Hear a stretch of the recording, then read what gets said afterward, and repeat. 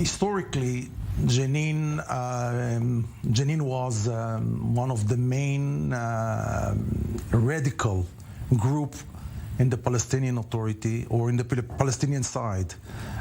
It's not something new. Unfortunately, we have a lot of cases in the past. From the beginning of the first Intifada, that we understood that Jenin is the base for a lot of terrorists and a very fruitful area for those elements to operate, because the relationship between the Hamula, what we call, the relationship between even all the friction in the Palestinian Authority. For example, in Jenin, there is no rivalry between Fatah, Hamas, and Islamic Jihad than we can see in other places. They are working in a very, very good cooperation.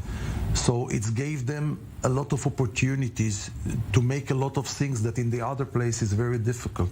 This is the reason that if States of Israel or if the Palestinian Authority will not take in control and putting their hands on this area for long times, we are losing the situation. This is exactly what's going on now in Jenin, that the Palestinian Authority and even we as States of Israel, we lost the control there and we allowed them to be like kind of autonomy in the Palestinian Authority side. And of course, when you have an autonomy and we have the opportunity to make operations, this is exactly what's going on, and they abuse the situation to make a lot of operation in Israel.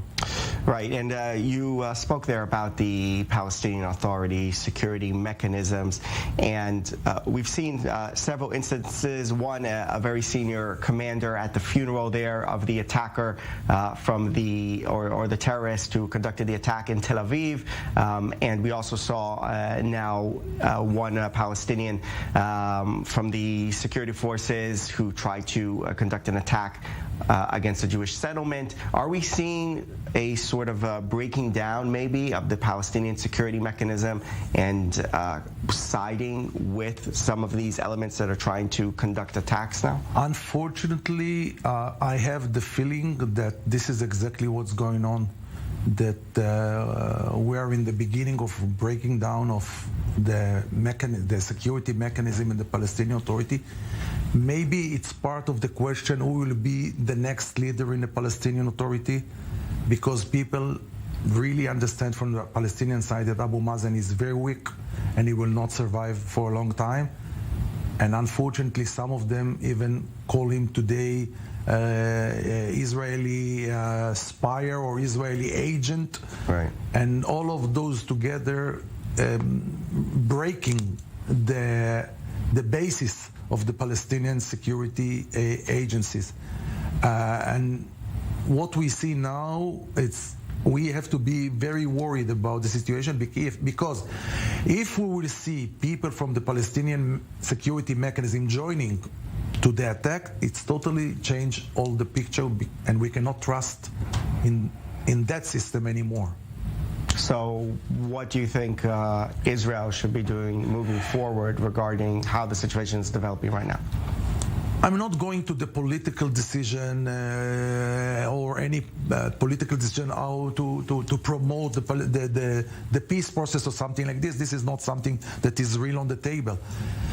But we have to find the right people in the Palestinian side today, and I know that what Israel is trying to do, this is exactly what Israel, Kogat specifically, that they have the daily basis communication with the Palestinian Authority, trying to find the right people to strange them and to see how we can work more closer about this issue. The secondly is undoubtedly we have to do everything to clean a little bit the region, especially in Jenin.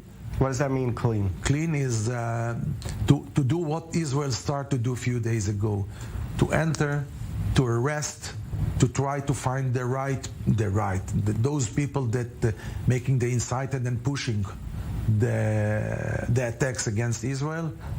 It's dangerous because we don't want to cause to all the West Bank or the Judah and Samaria, it doesn't matter, to the third intifada against us. So we have to do it very, very easily. but we have to do it. We have to clean. And by your permission, I want to emphasize another things.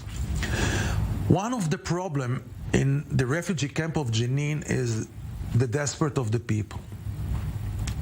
And when on the one hand you have desperate of the people, no working, no hope, and on the other hand, all the other terrorist organizations coming with a lot of money and offer to the young generation, take $100 if you take $100 and take a gun and go and shoot against Israeli.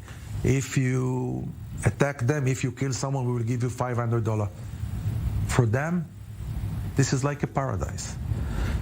So I'm say a lot that states of Israel have to fight against the financial infrastructure of those elements and to prevent from them to getting the money to pay for those elements that are ready to attack Israeli or to make operation in Israeli streets. Can you just tell briefly how that can be done? We have to finish in 1 minute. Yes, I can say today there is a lot of debate if we have to cut from the budget of the Palestinian Authority. I don't believe that Abu Mazen will stop it anyway, because he cannot do it. Because if he will do it tomorrow morning, they will throw him from his position.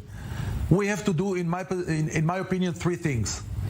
One, in the same operation that we are doing now, we have to enter, and I know for sure that we have a legal permission to do it, to the family of those terrorists that are getting money, to go inside to their home and to confiscate property. This is one thing. The banks, that they have a bank account inside the States of Israel has a lot of leverage. How to fight against them? And of course, the third issue, this is something that Israel not doing, is the prisoner. Udi Levi, former senior Mossad officer, senior researcher at Jerusalem Institute for Security and Strategy. Thank you very much for coming in. My pleasure.